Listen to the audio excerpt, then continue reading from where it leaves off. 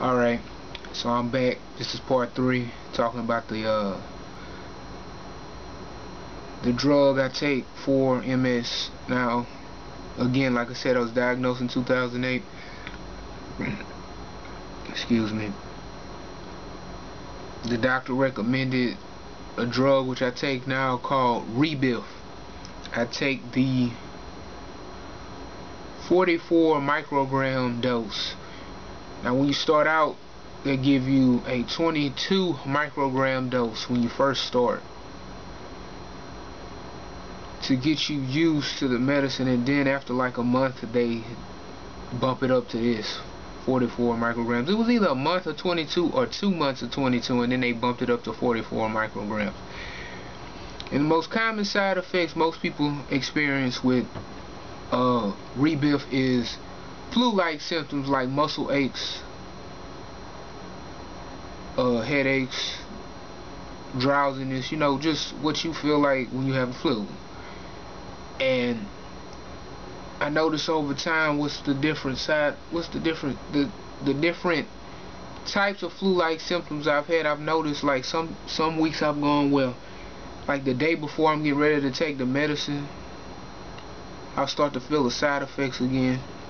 They'll come back. It was like clockwork. I knew it was coming.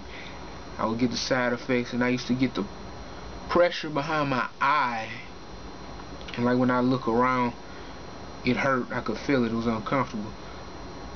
Some of the less likely side effects, the one every 4 months they test your blood, is it can affect your liver enzymes. It can increase them. And at first I didn't have it, but recently I started to have problems with my liver. My enzymes are increased, but according to the neurologist, it's not that bad to the point where they need to take me off the medicine. So they still monitor it, and it's staying the same high level. It's not going higher. It's staying at a steady level. So they're gonna leave it like that and keep monitoring it like they already were before the enzymes started acting weird. And another really less than likely case, which I looked online on some forums, and some other patients who take Rebif have experienced this, is alopecia, or hair loss. My hair is thinning on the top and in the back quite rapidly, pretty much like somebody who had, you know, cancer, and they take chemo. You know, they lose their hair, and I'm losing my hair like I'm taking chemo. So I'm getting ready at the end of the month to go see my dermatologist. I had to wait because I lost my private insurance I used to have through my stepfather when he got sick and had a stroke, so he doesn't work there anymore, so I'm not covered. And I have Medicaid, but you have to go like 2-3 hours from here to find any doctors who actually take the Medicaid, because anybody who's familiar with Medicaid knows how they do. They only pay a percentage for the medicine, you know. I mean, not for the medicine, for the doctor. They don't get their money up front, so a lot of doctors don't take Medicaid. But anyway, so, you know, tax return came, so now I can go. I'm gonna go see him and see what we can do to combat this. Hopefully I can reverse it, and if I can't and it gets bad enough, I'm a copy after my homeboys Common and Boris Kojo, and I'm just shave my hair and call it a day. Rock my facial hair. I could still be sexy with a bald head. So anyway, I'm going to put a video link to another lady. She was like the first lady I ever found, first video I ever seen when I was going through the diagnosing process to find out how people felt who had MS. What did they go through on a daily basis? She had a video administering Rebif to herself. You use an auto ejector called a Ribaject 2, and all it is you open it, there's a little plunger in there, you press it down, and you put a top cap. There's a top part, and it's got a spring in it, and you insert this needle, this syringe in there, and you screw it together, and then there's a little piece on the top. It's white-ish, grayish, and you take it off, and it takes the cap off the needle, and then you put it to whatever area and inject it. It's simple as that, and it's not painful. It stings just a tad bit, but the needles are really thin.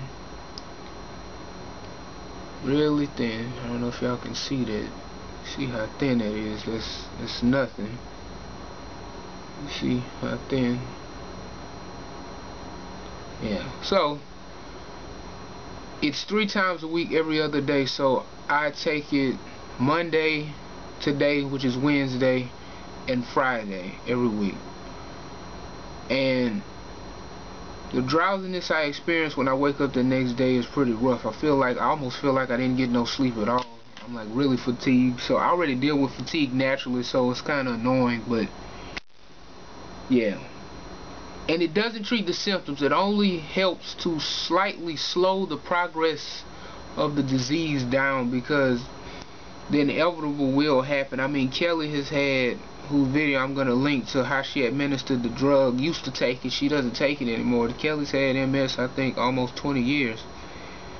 And if you watch some of her videos, the stuff she goes through is pretty brutal. So it only works for so long. But, you know, I trust in God that I'll be straight. I'll make it. But with all that, you know, that put aside and all that, through this whole process, I was 380 pounds, and I started to lose weight. Because I was going through, before this, I was going through pre-diabetes, and all this other stuff, you know. And I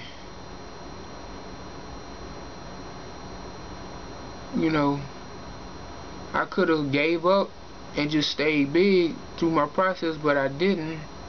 I kept going. I went harder. I didn't go to the gym that much. I started going to the gym 5 days a week, Monday through Friday. Now I go to the gym Monday through Saturday.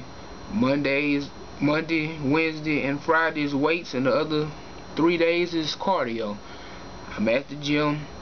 I'm lost 163 pounds. You know, used to wear a 6X shirt, wears a size large. Now I used to be 56, 58 waist. Now I wear 36, 38 pants, you know. Totally different. Even my feet shrink. I used to wear a triple E shoe. Now I wear a regular D shoe, you know. A shoe everybody can go buy over the counter. I can shop at a store. I can sit in a booth. I can fit anywhere. I used to places I couldn't go because of my size, but I didn't let it stop me, you know. I didn't let the disease set me back, and I am where I am now. So perseverance and strength, you can do a lot with that. Everybody needs to find that in themselves. So this will be the final part and conclusion to my multiple sclerosis story, and you guys have a good night.